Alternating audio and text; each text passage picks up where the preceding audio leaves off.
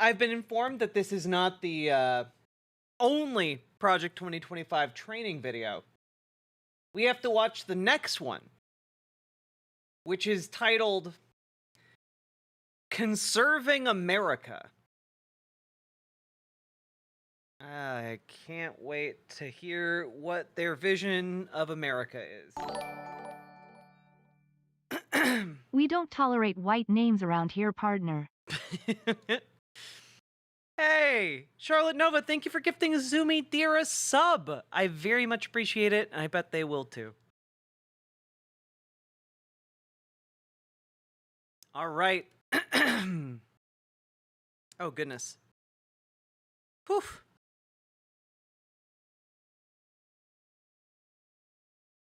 Let's get going.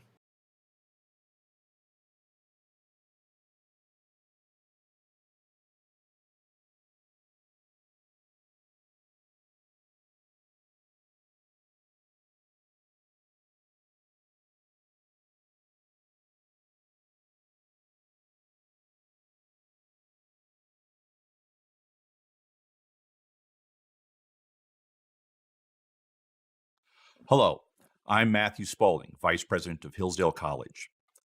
I'm at our Washington. I might be wrong on this one, but I believe Hillsdale College is like a religious college. Like that's the main thing it's like known for. It's like religiosity, being like a Bible college. Man, it's kind of crazy that like in another life I might have gone there, you know? Washington, D.C. campus, where I'm also the Dean of the Stephen Amy Van Andel Graduate School of Government. I'd like to speak to you today about our common purpose, about America's common purpose. Damn, they gave this guy like zoomed in, like blurred out background. They gave this guy the grade A treatment over here. Kind of seems a little sexist now. The things that are inherently American and that are the heart of American conservatism. In the eyes of many in the world, this every 4-year ceremony we accept as normal is nothing less than a miracle. Today is the concrete expression of a stunning fact. These 200 years since our government began. In America, we understand that a nation is only living as long as it is striving. We face a hostile ideology, ruthless in purpose and insidious in... I love, can I just say, are you, wait. Oh, what? Gender conf?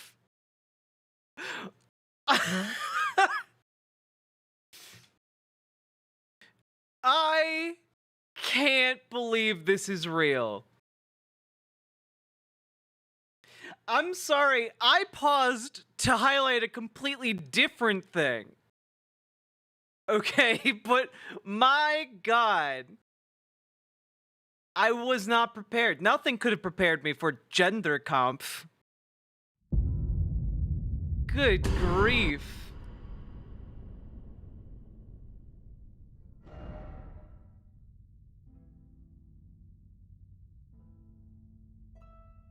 Oh, man.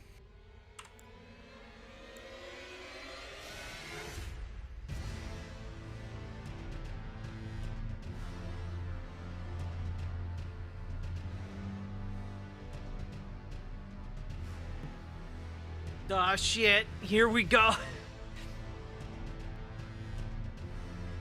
in mental ideology, I wanted to pause because he said, we face a hostile ideology. And then they highlight that with cancel culture, man. Yeah, they were talking about cancel culture when he was talking about the hostile ideology. Mm-hmm. Yep. in purpose and insidious in method. God. Only a few generations have been granted the role of defending freedom in its hour of maximum danger. Being an American involves the embrace of high ideals. We need leaders of inspired idealism, leaders who dream greatly and... This great nation will endure as it has endured, will revive and will prosper. Whether we go forward together with courage or turn back to policies that weakened our economy, diminished our leadership in the world, America's future will be in your hands.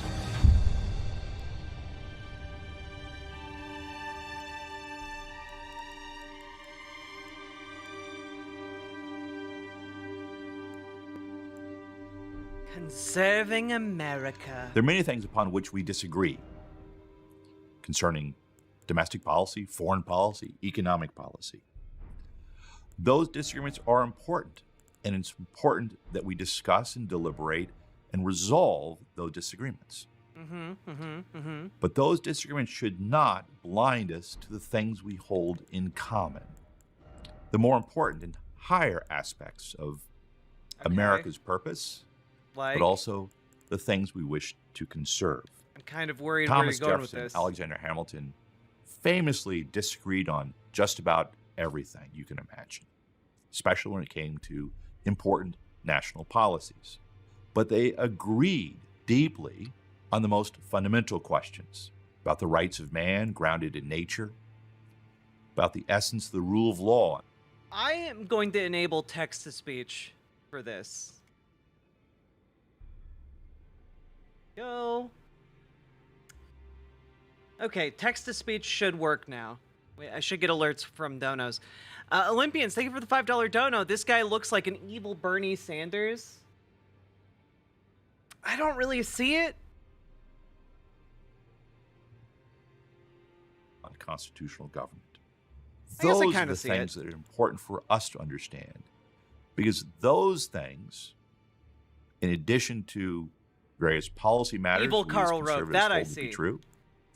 But those things, the more fundamental things, are the essence, the foundation of conservatism. So I'm not going to talk about conservatism as much as that we wish to conserve. Conserve the tism. Those are the principles that are Message our received. inheritance. And those are the principles growing out of the Greeks and the Romans, informed by Athens and Jerusalem, going through British constitutionalism, that culminate in America. So as we deliberate and discuss the policy questions that we need to determine, it is important to keep in mind the larger objective, which is to recover, to restore, to conserve, and to save our country. Okay, get to your point. Every nation derives some meaning from Isn't original Karl Rove underlying already evil? ideas, Yeah, but this guy's from more its evil. ethnic background, its character, common religion, a shared history. But this country is actually different. It was founded at a particular time, in a particular place, by a particular people. Yeah, not like all those other ideologies that just popped out of the ground like rocks.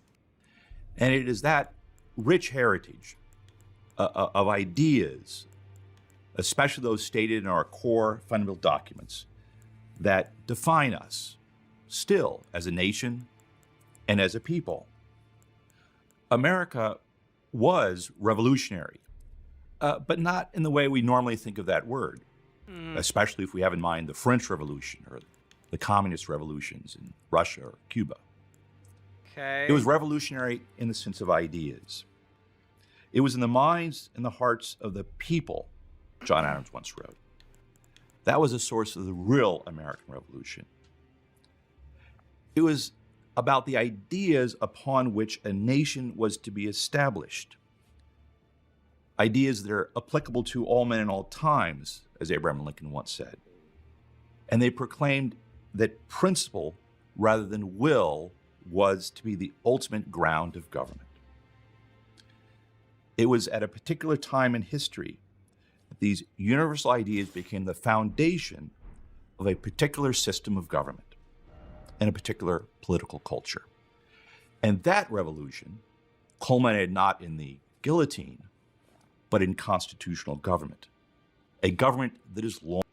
I do want to point out that the French Revolution did result in the end of the monarchy. I do want to point that out. And we, for all America likes to preen about defeating the British and winning our freedom, we didn't defeat the monarchy of England. It's not like we went to England and ended the monarchy there. I think, though, this would be a lot easier for conservatives to understand if they did not think in quite as black and white terms. Sometimes something is both good and bad at the same time. Long endured. Those ideas, which we want to discuss briefly, are found in the Declaration of Independence and the Constitution. Those ideas still define us, as much as they are debated in many parts of our media and culture. If only we did. And they define us because Thank you for the $5 our dono. system points backward, not merely historically backward, but as a practical matter. Our first law is our highest law, the Constitution. Yo, Charlotte Nova, thank you for gifting a And our sub to Bill system, Casey. That's in so kind of principle, you. is built upon the foundations of the Declaration of Independence. Those ideas, that Constitution, still are beacons for everyone in the world. They're still warnings for despots around the world. And they are still the brightest lights and the greatest inspiration for freedom and liberty in the world, but especially.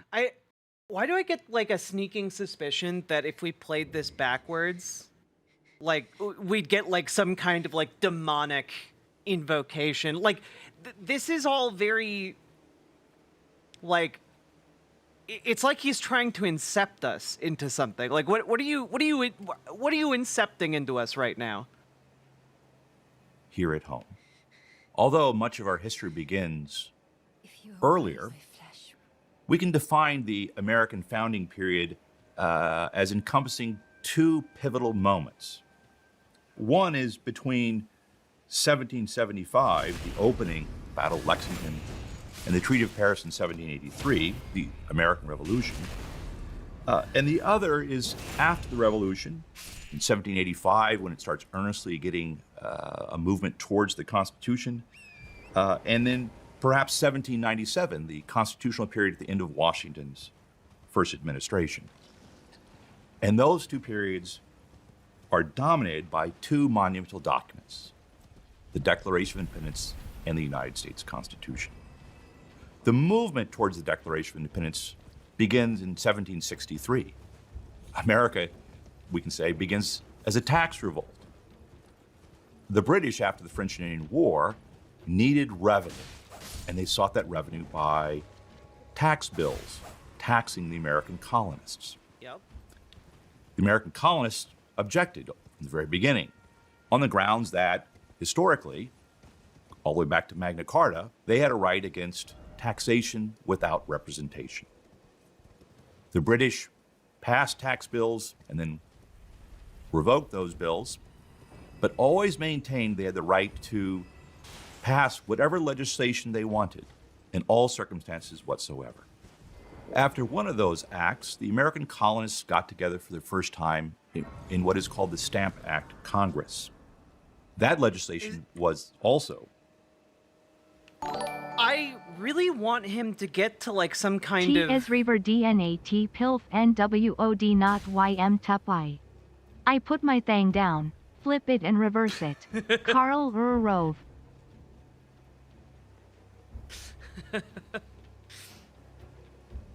Thank you for the $10 dono, Charlotte Nova. But yeah, like, I feel like so far this guy's just telling us American history, and granted, it's American history with like a very specific ideological bent, but like, so far I'm not like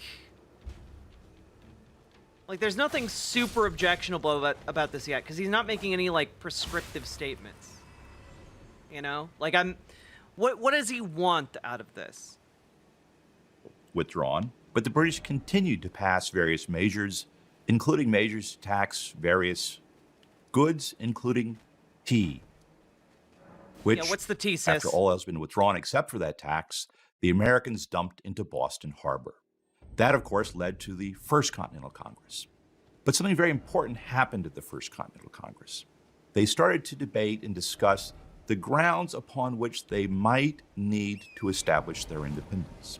Up to that time, they had largely acted to defend and appeal to their rights as Englishmen, rights going back to Magna Carta itself and coming down through British constitutionalism. But they realized that that ground would not be sufficient to fight a war against the British king. And so they considered other options in a debate at the First Continental Congress. Our charters, our rights before Parliament.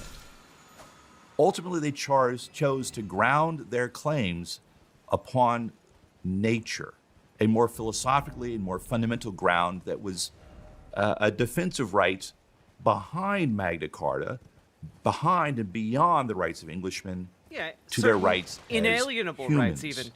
And so they turned... You mean, wait a minute, are you trying to tell me? I thought those two ladies in the previous video were telling me that human rights were a leftist thing. You mean these inalienable rights are certain rights for humans? It's almost like this fascist ideology that you are weaving with all of these training videos is inconsistent.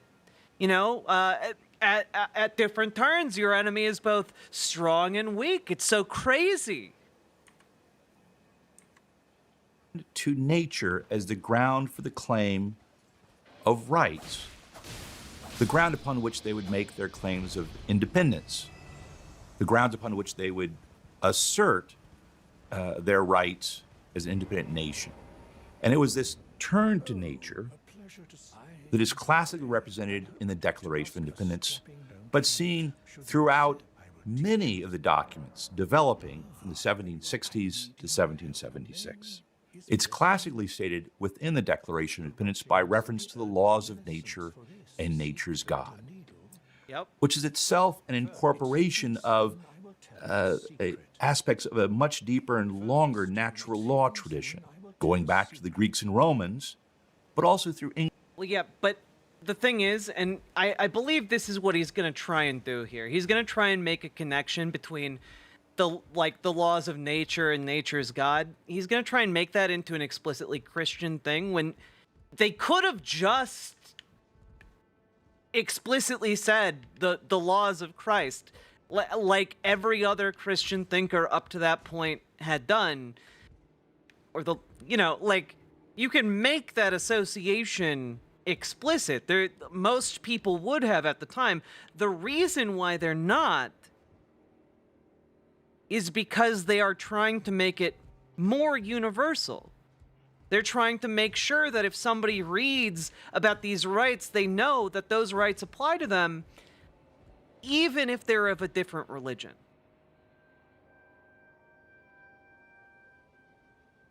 English thinking, especially through thinkers like John Locke. That thinking, that grounding, gave the American Revolution a deep and fundamental mooring.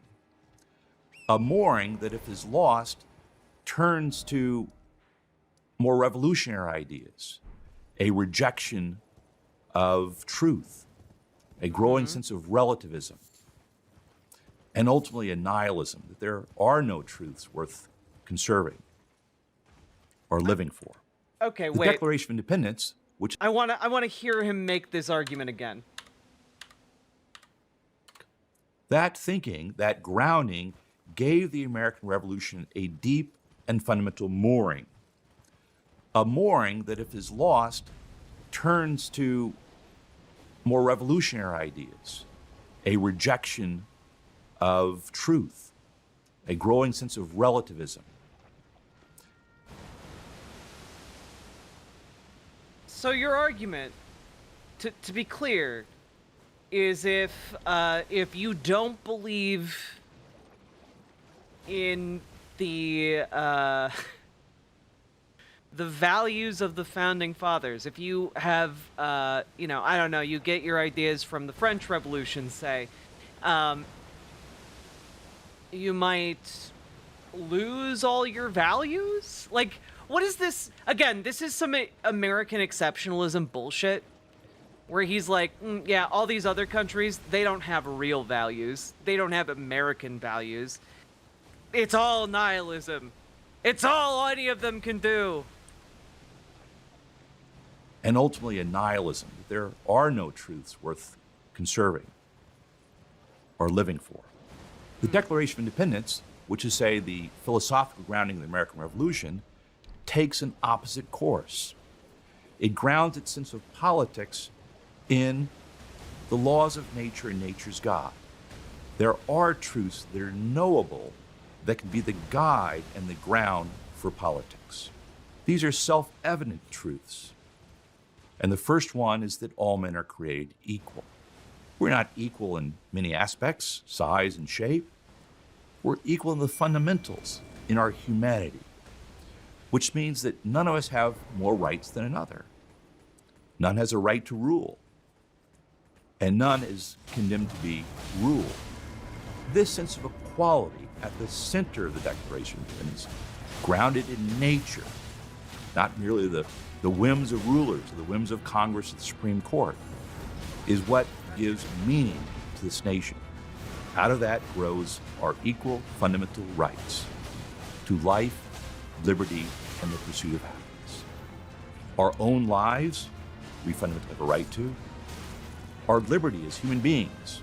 The founders preferred the word liberty, which is an old Latin word, as opposed to freedom, a more Germanic word, precisely because it implied that liberty which is inherent to human beings.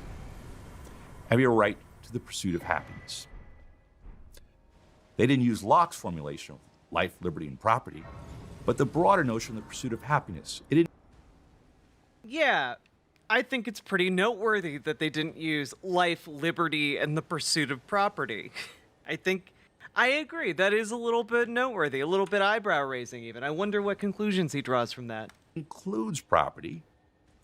Property is the flooring, if you will. We have a right to our property. We have a right to acquire property, to buy and sell property.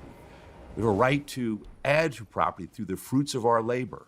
But beyond that, we have a higher and more important right, which is the culmination of our happiness, which is a right to come to know the truth about the most important things, and especially religious truth. Hence the grounding of the right to religious liberty. I mean,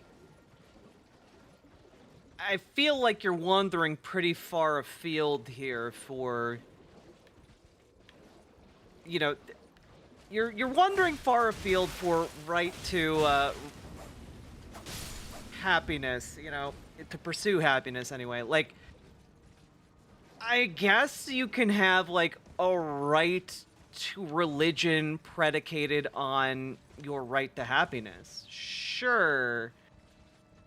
But like, I feel like the reason the founding fathers were talking about a right to pursue happiness was less to do with the search for religious truth and more to do with the fact that, like, you had a bunch of different denominations of Christianity that were threatening to rip each other apart if allowed to go on, like, religious crusades. You know, like, I feel like that's probably the more relevant piece of info, I guess. I don't know. Which we will see expressed most famously later in the Constitution itself, in the First Amendment. I might note here the great contradiction of slavery. It existed at the time of the founding. Indeed, the draft of the Declaration condemned the slave trade, but great compromises were made with slavery. But most importantly, the seed of its condemnation, the beginnings of the abolitionist movement, actually grow out of the Declaration of Independence. I'm pretty sure people before then knew that it was probably wrong to own people. I think I think you can find many thinkers from throughout history who understood that slavery was wrong and evil. Like, for example, many missionaries in South America saw the way that like indigenous people were enslaved hundreds of years prior to the rise of the American Empire, and they condemned it. You know, it wasn't like Columbus was this beloved figure, okay? Columbus treated like the enslaved population so horribly. He was stripped of his titles by the King of Spain. Like, people understood it was pretty horrible and kind of beyond the pale, at least on some level. And I think that trying to make the argument that like, oh yeah, America was really anti-slavery. Mm-hmm. You're gonna have to do a little bit more work on that one, bud. And its proclamation that all men are created equal. In addition to the idea of equality and rights, the other great truth that is self-evident according to the Declaration is the question of consent. Legitimate governments must grow out of the consent of the governed. Indeed, if we are equal in fundamentals, we're equally human, we have equal rights, the only way to proceed is through some sense of consent, which in our country is representative forms of government. God damn it. Lastly, I note that we have a collective right to alter or abolish our government when it does not do its fundamental purpose, which is to secure these rights. And in those cases, we can do something about it if it becomes obstructive of those ends. This is oftentimes referred to the right of revolution, but I note that it's immediately moderated and qualified. There has to be a long trail of abuses, and it's not to be done for light and transient reasons. We don't have a right to take the law into our own hands. And if we have a right to abolish government, we also have a duty, an obligation to institute new government. In short, these ideas, I would argue, that there are truths to be understood in light of the laws of nature and nature's God, and that evident among those truths are that all men are created equal. They equally possess fundamental certain rights, life, liberty, and the pursuit of happiness. The job of government is to secure those rights according to the consent of the governed. Those ideas are the very essence of American conservatism and what we wish to conserve. They aren't the gifts of government. Yeah, but there's a glaring flaw here, which is that as great as those ideas can be, as great as a lot of our foundational documents are, ultimately, at the end of the day, our founding fathers wrote these documents as, you know, intended to be living documents, alive, to be changed over time because they were acknowledged as imperfect, and conserving them flies in the face of the very idea that they had. You know? Like, if their ideas are so great, why are you selectively listening to them? You know?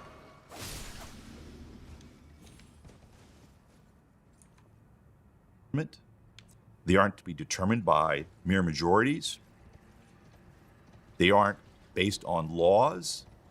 They are grounded in the very nature and essence of things, which gives conservatism a permanent grounding and a fundamental ground for it to proceed. Again, trying to argue that the Founding Fathers' foundational documents are are a permanent grounding really, really, really, really selectively understands them, you know? Like, to a kind of crazy degree.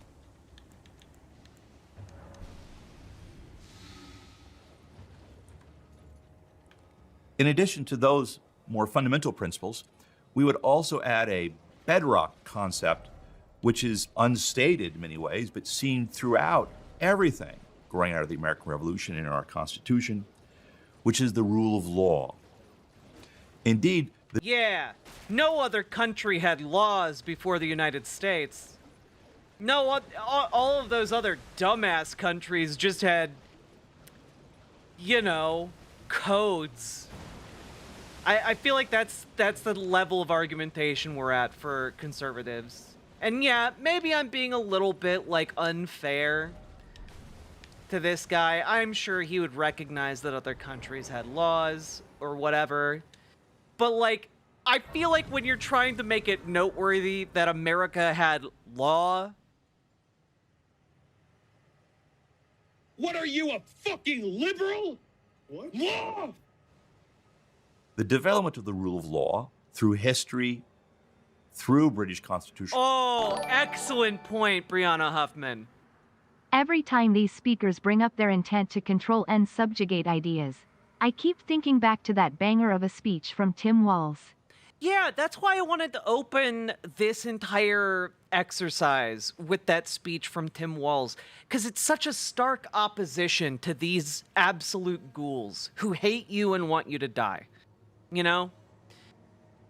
Like, I love that this guy's talking about, America believes in a rule of law. Ignore that our presidential candidate and chosen vehicle for Project 2025 is a convicted felon 34 times over. Ignore that.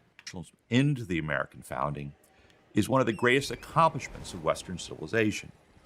Except when it One need regards only Trump, apparently. read history, or perhaps read Shakespeare, to see that throughout much of that history, there wasn't the rule of law. Indeed, the person who had the most power was the one who determined what the law was.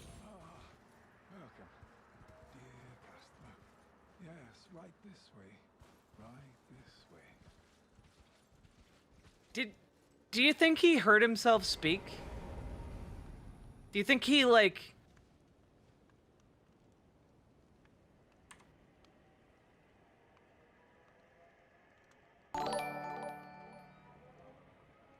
Yeah, but have you considered that Trump is the law? That's kind of it, though, right? Like, the entire purpose of Project 2025 is to consolidate power in the executive branch so that he can be the law. Like, yeah. The irony here is completely lost on him. Americans, through their colonial experience, had learned to rule themselves under British constitutionalism. And through that experience of taxation and increasing despotism, had the experience to continue to rule themselves, and took that as a fundamental element of what their founding was meant to accomplish. There had been experiments to do so. In states, there were numerous failures and great successes. Many states were riven by questions of faction and disagreement. They weren't protecting rights. The Articles of Confederation, passed during the American Revolution, were in many ways a great accomplishment, but also a great failure in what they were unable to do in terms of creating a nation. And all this led to a great constitutional convention in the spring, and summer, and fall of 1787 that created the American Constitution. That Constitution is a great example, perhaps the greatest example, of constitutionalism in Western civilization. And they created what is today the longest national constitution still in use. It's laid out in core parts, articles, creating three branches of government: the legislature, the executive, and the judiciary, starting with the most democratic to the least. beginning with the lawmaking branch. And each three of those branches begins with a vesting clause, which is to say the Constitution is one of delegated powers. They are delegated precisely because the Declaration has first established the sovereignty of the people. The people possess rights, not the government. Indeed, according to the American understanding of politics, no government, the federal government, state governments, the dog catcher, possess rights at all. They only have certain powers. And those are laid out very carefully in our American constitutional system. Enumerated, especially in the first article concerning the legislature, and then less so, but significantly, concerning the executive and judiciary. The Constitution also includes a Bill of Rights, which importantly, especially in the First and Second Amendments, protect our most fundamental freedoms. Our religious liberty, the right to speech and free press, rights to assembly and petition in the first, and the second, the right to bear arms. Those were understood to be fundamental rights necessary to protect in Republican government. Today, we often see the Bill of Rights as the Constitution. That's especially how the Supreme Court often looks at it. But it's important to understand that they were amendments, additions to the body of the Constitution itself. The result of all this is a decentralized structure of a strong and energetic but limited federal government. A government that allows for a decentralization of power into the states and to local government, and because of local government, self-government. This system of governing, of limited powers at the top, of more powers at the state level, and as many powers as possible actually not controlled by politics, but allowed to be governed by self-governing individuals, is what creates the essence of American democracy. The institutions of civil society, churches, schoolrooms, families, those are the most important political institutions in our system. There's a lot going on with his formulation here. I don't agree. These are not important political institutions. They're important for people to come together. They're important because people are there, but people are what is important. You know?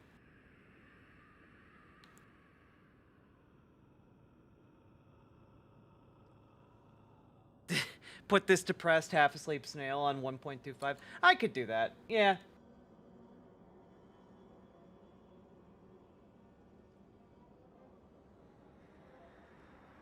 Those are the ones that play the most important role in shaping our characters and shaping ourselves to be good self-governing citizens. The Constitution, the federal Constitution and the state constitutions, create a framework by which we can govern ourselves. They are meant to secure the rights of the Declaration of Independence. They are meant to uphold the powers defined in their documents, especially those that are delegated to the federal Constitution and limited at the federal level. And they are meant to provide liberty for ourselves and our posterity. This conception of government, these principles, was the American consensus, despite a history of great disagreements. And indeed, the one exception proves the rule. And that was when we had a fundamental disagreement over a fundamental question, slavery and the Civil War. John C. Calhoun famously said that slavery was a positive good. Chief Justice Taney said that slaves were property and that they had no rights that we were bound to respect. And even Stephen Douglas, the senator from Illinois, said that this should be solved through the questions of popular sovereignty. Anything, as long as the majority consent. Yeah, you know, popular sovereignty. You know, like they were arguing it was a states' rights thing, right? I think you might be able to say that. Just throwing that out there as a concept. You might wanna keep that in mind, Mr. Republican man. It was Abraham Lincoln who objected to all of these arguments and instead recalled the nation to its founding principles, recalled it to its Constitution, but a Constitution which was understood in light of the principles of the Declaration. These ideas came to be challenged, and our system changed in many fundamental ways after the Civil War, especially the beginnings of the 20th century, when a movement, a growing movement of ideas, especially coming from Germany and France and educational systems in Europe, led to what is called progressivism. The progressives had certain anti-foundational principles at heart. They did not believe there were any truths or first principles and grounded their system on a sense of relativism. They also believed that there were no principles that withstood the test of time. Can we just, like, point out here that he's literally just pointing to people he disagrees with and saying, these people don't believe in anything, but, like, not really providing any citation on that. I don't think one can argue that progressives have no grounding in principle. I in fact, having been a progressive, you know, myself for a while now, progressives have principles. Like, do we necessarily believe in, like, an absolute, like, moral authority that exists somewhere in the universe? Not necessarily. But you know what? Republicans don't either. Many of them don't. They will say that they do, but then they will do things constantly that fly in the face of what they profess to believe. Okay? And sure, maybe they're just hypocrites. But I don't think that that somehow strengthens their argument. Like, if they are hypocritical in the face of, like, knowing to their bones that there is an omnipotent deity that has a moral center for the universe. Like, do I think that that somehow makes their arguments better? No, actually. They were merely ideas that were historically bound and grounded. Anyway, Lincoln believed L. that all Everyone things knows would Trump has been the progress best and president evolve. for Black Americans That long. led them to a No. Charlotte Nova, to be fair, first of all, thank you for the $5 donut. And second of all, Trump did say he was the best president for Black Americans since Lincoln, okay? Like, he did acknowledge Lincoln was maybe the only president better than him, okay? I love Jesus, therefore I hate charity and homeless people. Well, no. O.S. Crane, Republicans love charity, okay? They love charity. Because it allows them to make more money by, you know, abusing loopholes for tax write-offs.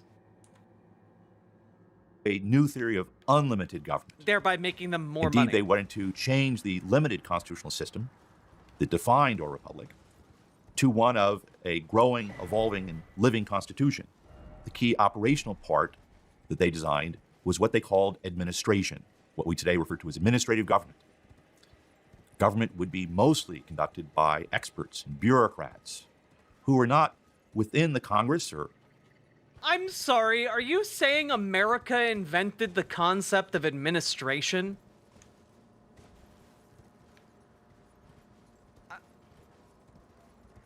China from like 8,000 years ago would like a word. Hell, Egypt from 8,000 years ago would like a word. Good God. Ancient Mesopotamia from like 10,000 years ago would like a word. The executive, at least in terms of being subject to the consent of the governed, they were independent of politics, separated, such that they would conduct government outside of consent. That was also based on a new theory of rights.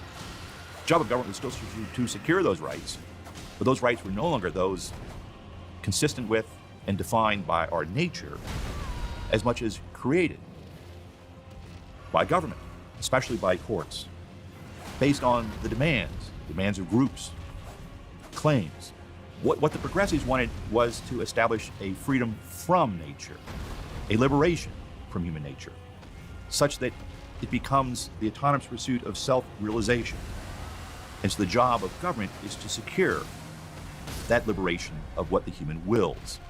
An objection to the progressive movement, actually, is the origins of what we today call conservatism. But here I would actually associate the actual beginnings of conservatism with a rejection of progressivism. And I do so to remind us of the debate here in the American context of these two great alternatives. In particular, in the election of 1912, both Woodrow Wilson and Theodore Roosevelt were pursuing and arguing for progressive ideas. And then later we associate this argument with Calvin Coolidge, for instance, began to see that this was a threat to our Constitution and behind the Constitution to the groundings, the philosophical groundings in the Declaration of Independence. That pushback, that beginning of conservatism, we see then argued in, especially in the judicial context, where it first became evident. We see it in the pushback against the New Deal that ultimately culminated in Barry Goldwater's campaign, or in the arguments against the Great Society, which led to the great efforts of Ronald Reagan. How do these assholes sit there with a straight face and say they want less government, when they literally want to inspect your child's genitals?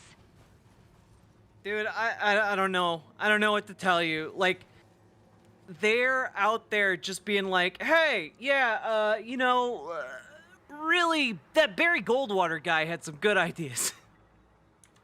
I can't, man. Like, I can't imagine going from, like, John Locke to Barry Goldwater. Like, the leap that is going on there is insane. So how then do we proceed? How do we learn from the principles of the American founding going forward in a world of disagreement, in a world of particular circumstances informed by those ideas? And here I actually want to reintroduce an idea that itself is built upon an older and more classical understanding of politics. A world of politics, what I would suggest the founders had at least one foot in. That is to introduce the cardinal virtue of prudence. It's in the Declaration of Independence. If you look at that famous second paragraph, the first part of the paragraph introduces all those abstract ideas. All men are created equal. These are self-evident truths. Government is to secure those rights based on consent. But that's one sentence. And the very next sentence begins, prudence will dictate. That is to say, prudence is this operational virtue, this moral virtue, this central virtue of the statesman, which translates abstract truths, fundamentals, and how do we apply them in particular circumstances. And that is also an essential quality of conservatism. Taking a principle, a thing that does not change, that's abstract, that's true, that's a universal, and applying it in particular circumstances, such that it has an actual reality, also a truth, in that time. Conservatism should not be approached as itself a set of doctrinal ideas that never change. Our policy disagreements are just that, things that change depending on the circumstances.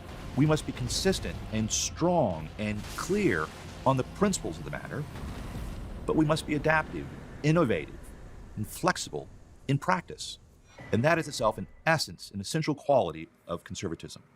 That allows us to have great agreement in principle, and to allow that agreement in principle to then give us the ability to deliberate and build consensus on the particulars. So what we need in the end is a rediscovery of conservatism, a reborn conservatism, a conservatism. A neoconservatism, if you will. Wait, no, you don't actually want a neoconservatism. What you are arguing for, my friend, is fascism. You want that you've attached yourself to Project 2025 because your vision for where to take this conservatism is consolidating executive power and using that consolidated power to essentially establish your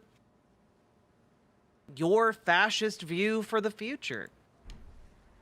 What's a fascist? Dude, that guy's like 28 years old. That is grounded in the principles of the Declaration of Independence and the Constitution of the United States. Those truths, those self-evident truths according to the laws of nature and nature's God, of life, liberty, and the pursuit of happiness, of legitimacy of government coming from the consent of the governed. A conservatism that understands man's self-interest but also sees his capacity for virtue. A conservatism of the Constitution limits government, but it sees that government performs its job effectively and energetically. It refines popular opinion through representation. and it uses the structures of government. But, like representation of the right people, Because, like, let's be real here. You don't want everyone to vote. If you have everyone to vote, as I've heard from these conservative voices, if everyone votes, suddenly you have mob rule, and that's bad. So you don't want everyone to vote. You want, like, the white kind of people to vote. Oh, I'm sorry. Did I misspoke. I meant the right kind of people to vote. That's my bad. That's what they want. They want the right kind of people to vote. The separation of powers, the checks and balances, to keep government limited and secure rights, all through an extended nation of states and a decentralization of power to magnify and strengthen self-government. That understanding of the grounding of conservatism creates a natural fusion. It reminds economic conservatives of a fuller understanding of the human person and prevents the development of that sense of autonomous individualism that we associate so much with modern liberalism. It reminds traditional conservatives of the rational ground, the moral principles of their ideas that are needed to distinguish between good traditions and bad traditions, without which tradition merely wanders and follows history and its trends. Yeah, except that that's kind of like your entire... The problem you're running into here is that that's like the entire thing you've got. Like, conservatism is that. You are mindlessly holding on to traditions. Like, I think like the best example of this that I can come up with is like Megyn Kelly on Fox News talking about how everyone knows Santa is white. Like that's all you guys got. That's all you guys got. All you guys have is this culture war bullshit of like holding on to how things were in like the 1950s. That's all you guys have. God damn. And it gives national security conservatives or national interest conservatives or national conservatives, it gives them the substance they lack by tying nationalism to a particular nation, to our nation, to this nation. Oh boy, I never would have thought that nationalism would be tied to America. I never would have thought that nationalism in America would be tied to America. That's crazy. What an innovative idea, bro. God, the amount of nothing this guy has said outside of like regurgitating some banal points of like American history is insane. So conceived and so dedicated.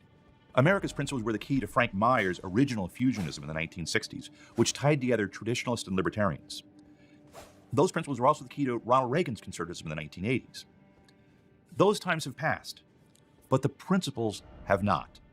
The truths of our founding are today increasingly under attack.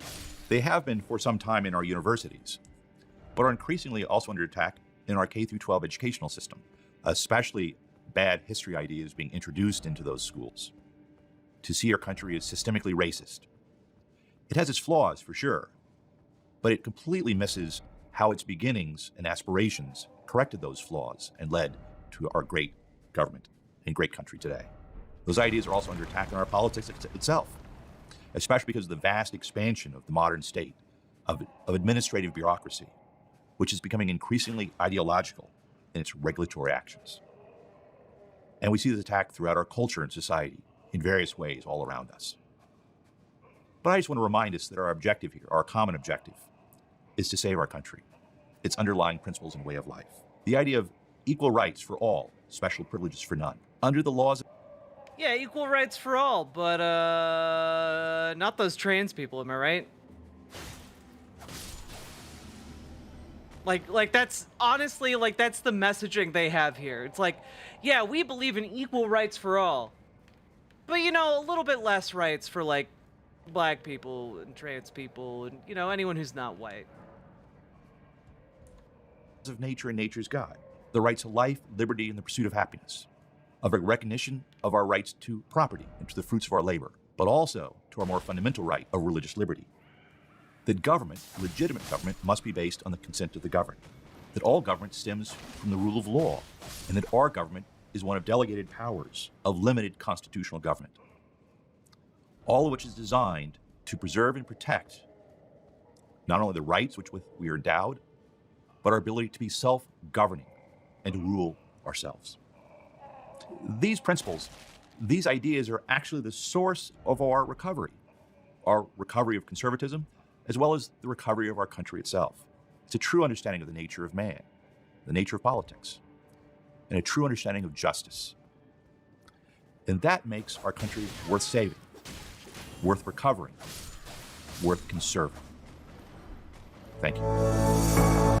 Damn, bro. You boring as hell. Like, I understand the overall purpose of this video, which is to attach Project 2025 to like this legacy of greatness. You know, this long line of being part of like the evolution of what conservatism is and what it means. But like at the end of the day, what do you have? This is just apologia for fascism. This is just apologia for like the previous video where they talk about wanting to, you know, install specific ideological bureaucrats in order to like get rid of pronouns in the government and be yes men for the president. Like, that's kind of insane, right? Like, that's... and they're trying to connect that... They're trying to connect that with, like, the American Revolution, and it just isn't working for me, dog. It just isn't working for me, okay? At the end of the day, it's all rats. So verbal self-filleting.